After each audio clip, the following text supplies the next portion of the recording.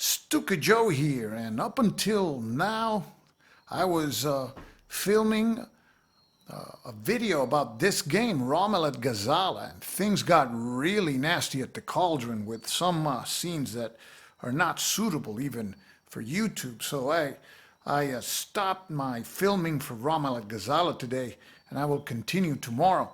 So we will be doing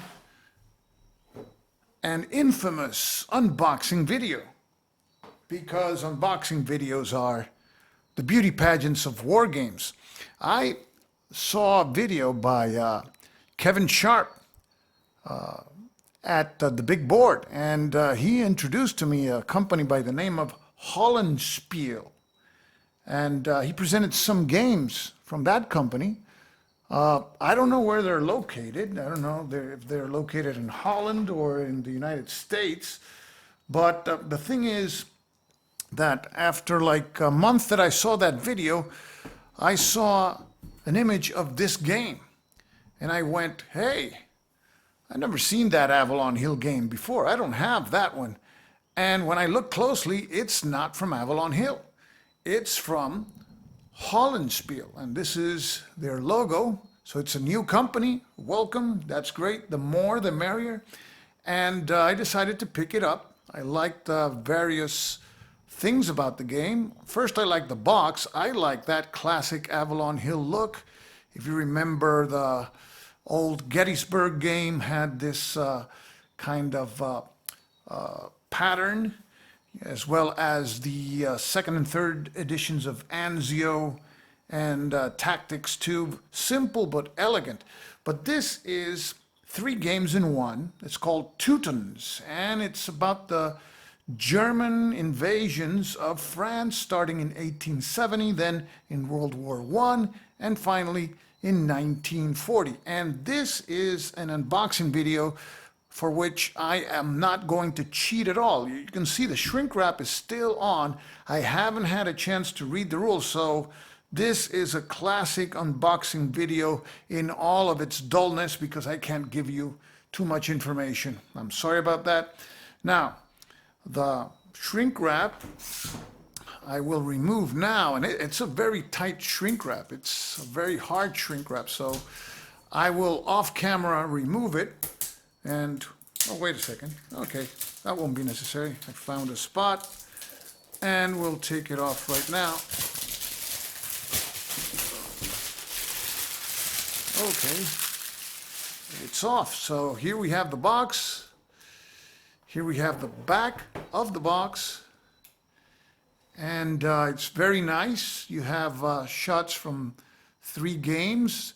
They share a common map, but different counters, and it's a nice looking box.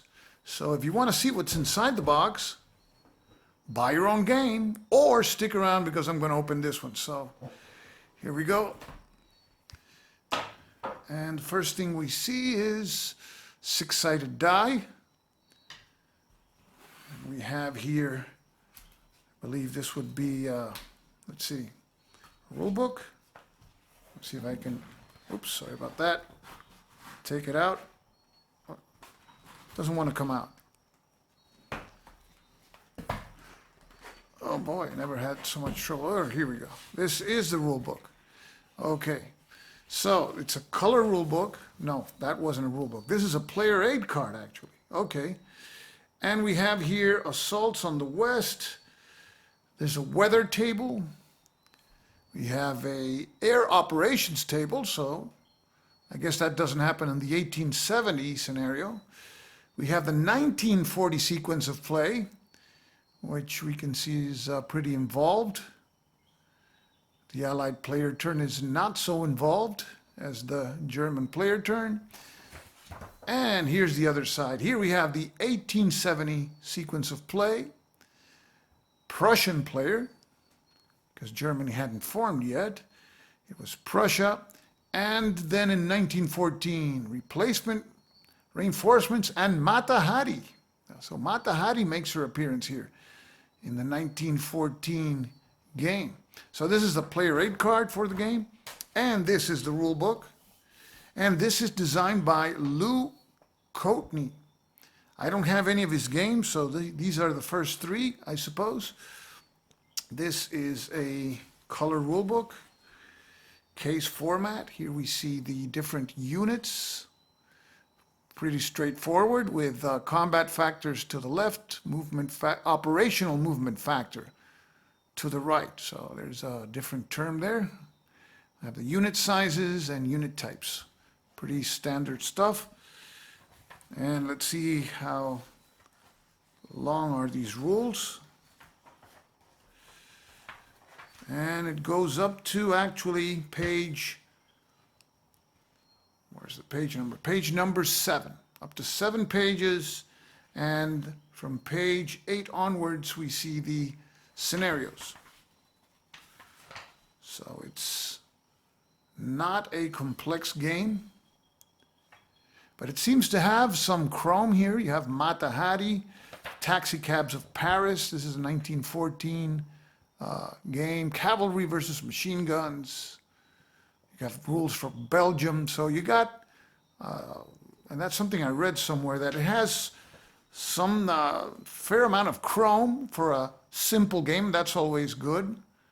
The chrome is what keeps the game interesting and removes the effect of sameness from some games that all units appear to do the same thing and makes the game more exciting. And so this is the rule book. Continuing with the unboxing video, the next thing we have, and we'll have to flip the box here to get them out because they come in pretty tightly. And this appears to be the map.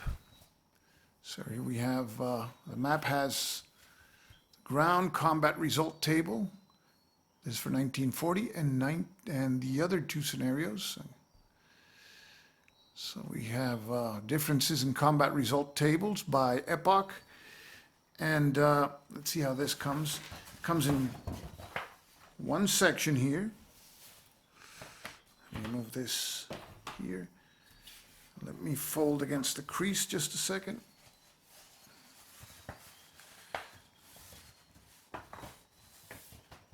Okay, fold it back, and here we have the other map section, which would be the Western map section.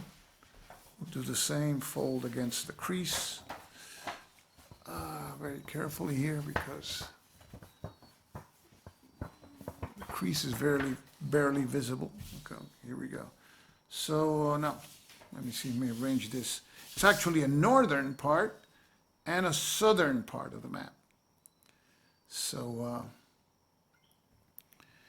I'm holding my hand so that it will keep stable. So here we see the detail of the map. Paris is, what, 2 hexes? Where's Paris? There it is. 2 hexes. Pretty nice map. There's a lot of green and grays. Have the Ardennes there, Luxembourg City. Let's take a look here at Belgium and the Netherlands. Okay, we have the whole of, almost the entirety of the Netherlands, all of Belgium. And if we take a look at the southern part of the map, we have here the forest of the Vosges, I think that's how you pronounce it, fortress of Strasbourg. So this is the map for all 3 of the games. And here at the top portion, we have our turn record tracks. We have the one for 1914 has 8 turns because that was a pretty short campaign, unfortunately for France. And we have the one for France 1914, 12 turns, including some mud turns. And this recreates the beginning of World War II in the West, before the massive lines of trenches were formed. And here we have, of course, 1870. That starts here, turn 1, and lasts until turn 10. So we have 3 different turn record tracks. We have ground combat result tables at each side. This would be for the German player, and this would be for the French player. And I'm assuming, and from what I see at simple sight, they are identical. It's not the case that, that there's different tables for different sites. And here we have the air operations table, and it only applies for 1940. So that's the map. Let's take a look now at the counters, and it's one counter sheet, and it is these, I think this is a laser type laser cut counters, similar to those by Victory Point Games. They are very nice, and they are very thick counters. So thickness is no problem here in this game. And we have here the units. I believe these are the ones for 1870. And I don't know what this symbol means. And I believe these are the ones for 1914. We have some air units there. We're looking at the French. And we have the BEF, British Expeditionary Force, represented there by a cavalry and an infantry unit. We have the Belgian Army, represented by just one counter. And go now to the German side. So the Prussians in the 1870 scenario are those units in black rectangles. Then we have the units for World War I, the First Army and the Second Army. I think the First Army was commanded by, what was it, Kluck was his name, and the Second Army by Bello, General von Bello, I think, I'm not sure now. And then we have the armies for World War II, and here we have the Panzer Corps, 19, 16th, and 39 Panzer Corps, 41st Panzer Corps. And then, of course, we have lots of Stukas, and the Stukas, of course, were the best aircraft of World War II with no doubt whatsoever. Of course, I'm a little biased there. And we have some fortress, or no, entrenchment markers, +1. And these seem to be fortress markers, or maybe there's something else. I don't know. Let's take a look at the backside. Those markers have a 2 on the backside. And we have on the back of the entrenchment markers, we have some notations there. Disrupted. So the trench markers serve also as disrupted markers on their back sides. So here we have reduced sides, and some units have, instead of a number on the movement, operational movement rating, have an E. So what does the E mean? I don't know, because again, I didn't read the rules. This is a truly pure unboxing video. So here we have the French units, the air units. We have the Royal Air Force there. It's a Spitfire.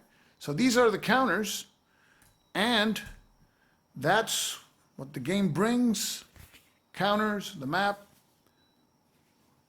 the rules, which are not long. They are a total of 11 pages, and one player aid card printed on both sides. And obviously for me, what drew me to the game was the beautiful box reminiscent of Avalon Hill games. That's what caught my attention, I gotta be candid.